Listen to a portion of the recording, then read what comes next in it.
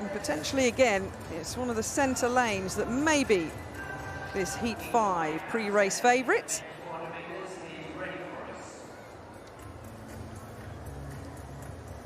Arinze Chance of Guyana will start in lane number 8. The 26-year-old, the 46.05 lifetime best back in 2019, based in the US. Lane number 7, Javon Powell of Jamaica, the national champion over the 400 metres, the 21-year-old this year. Ran in the heats of the World Championships just a couple of weeks ago. Samukonga of Zambia, 400-metre African champion this year. The 19-year-old, 45.02, a lifetime best this Commonwealth season. Adeyemi of Nigeria. Screams around us in our commentary position for the Nigerian starting in lane number 5. Popular, 46.11 this year. Lane number 4, Alonzo Russell of the Bahamas in his 3rd Commonwealth Games now, the 30-year-old. 2016, that lifetime best of 45.25. Only 0.4 of a second shy of it this year, though.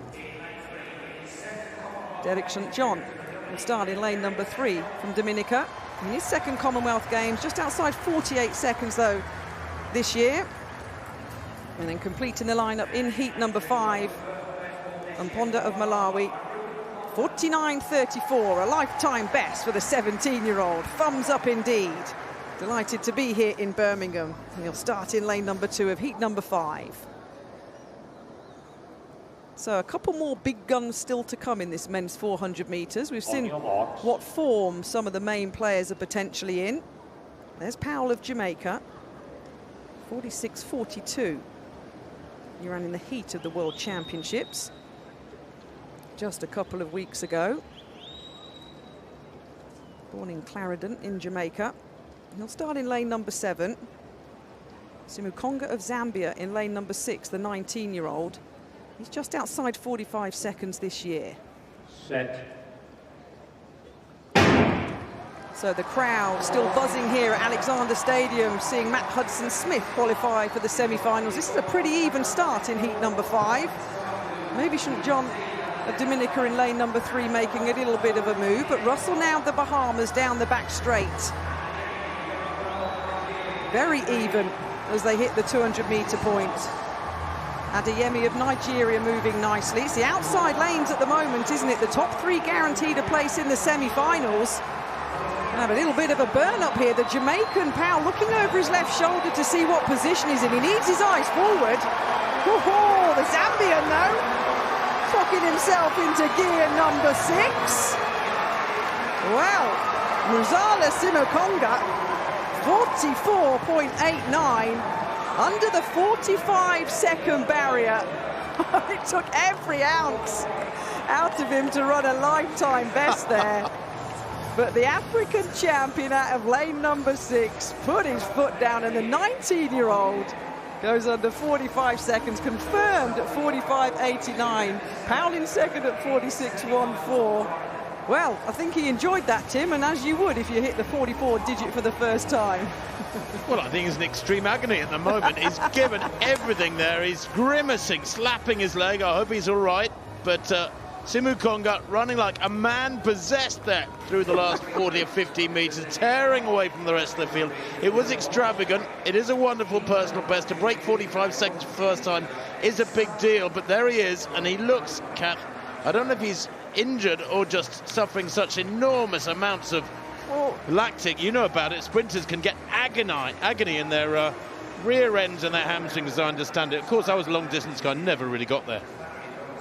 I'd need to ask him. I'd have to say, Muzala, talk me through that race, because he was in a qualifying position. He looks like he's got cramp in both of his hamstrings. He's gone into what we call the warp zone as a 400-metre runner. When you go the warp zone, when you go above and beyond what you're technically capable of. He's smashed his lifetime best there, Tim. It took every bit of to go where your hamstrings do not want to go. I do hope he's okay, though. I do hope he's okay, because he looks in a little bit of agony here.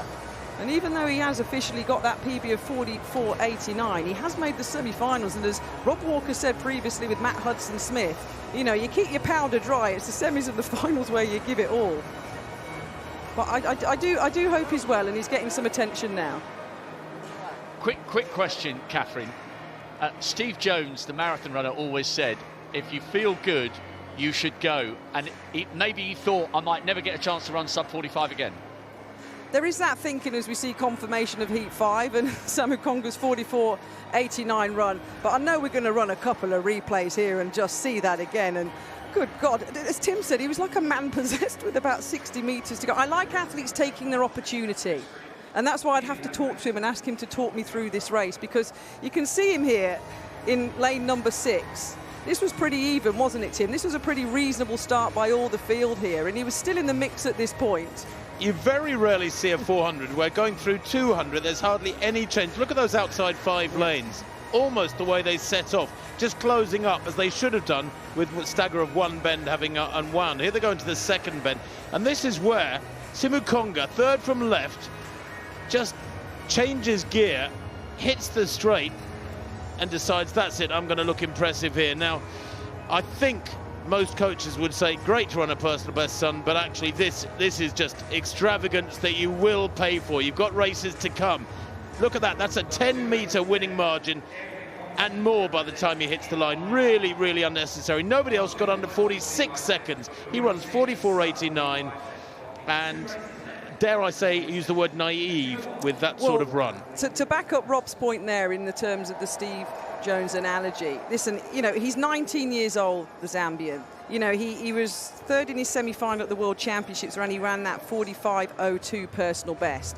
I literally do think at this moment in time he's grabbing every single opportunity on every single race that he has. And well done, 44.89.